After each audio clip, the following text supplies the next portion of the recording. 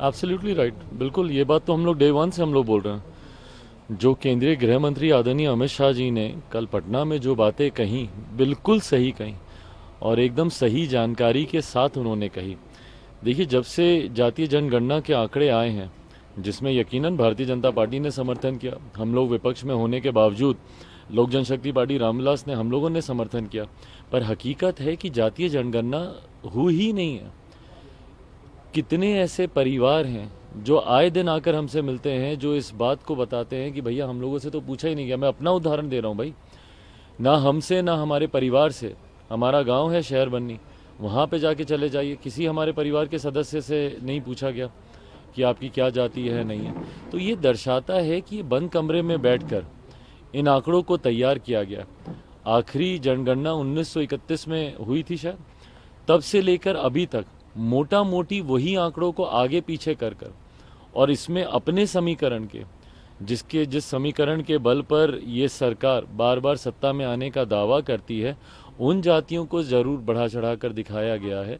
पर कई ऐसी जातियां हैं पिछड़ा वर्ग की, कई ऐसी छोटी जातियां हैं अनुसूचित जाति जनजाति में, जिनको कमतर करके दिखाने का कार्य सिर्फ अपनी राजनीतिक महत्वाकांक्षाओं को साधने की सोच के साथ किया गया है। तो कल जो केंद्रीय गृह मंत्री कह के गए वो बिल्कुल सही कह के गए, और यही कारण भी है। आप बाकी के राज्यों में देख लीजिए, जातीय जनगणना को लेकर हर मन से विपक्ष के नेताओं ने इसको मुद्दा बनाने का प्रयास किया और लोगों के बीच इन बातों को रखने का कार्य किया कि अगर हमारी सरकार आती है तो हम जातीय जनगणना कराएंगे।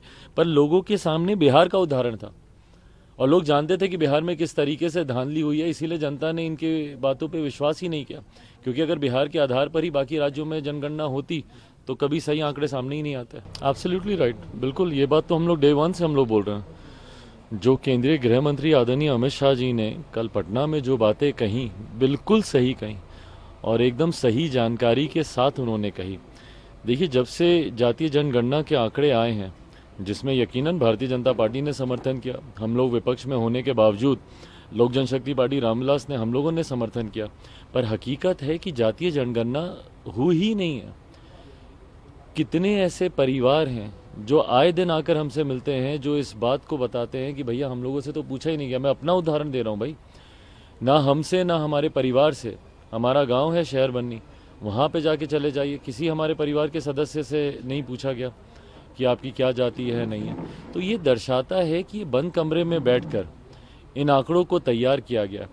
आखिरी जनगणना 1931 में हुई थी शायद, तब से लेकर अभी तक मोटा मोटी वही आंकड़ों को आगे पीछे कर और इसमें अपने समीकरण के, जिस समीकरण के बल पर ये सरकार बार बार सत्ता में आने का दावा करती है, उन जातियों को जरूर बढ़ा चढ़ा कर दिखाया गया है।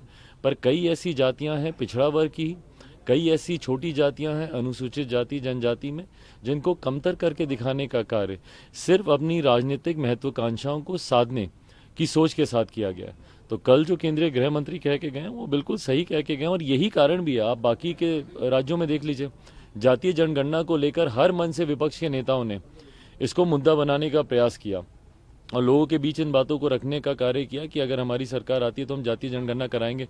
पर लोगों के सामने बिहार का उदाहरण था और लोग जानते थे कि बिहार में किस तरीके से धांधली हुई है, इसीलिए जनता ने इनके बातों पे विश्वास ही नहीं किया। क्योंकि अगर बिहार के आधार पर ही बाकी राज्यों में जनगणना होती तो कभी सही आंकड़े सामने ही नहीं आते।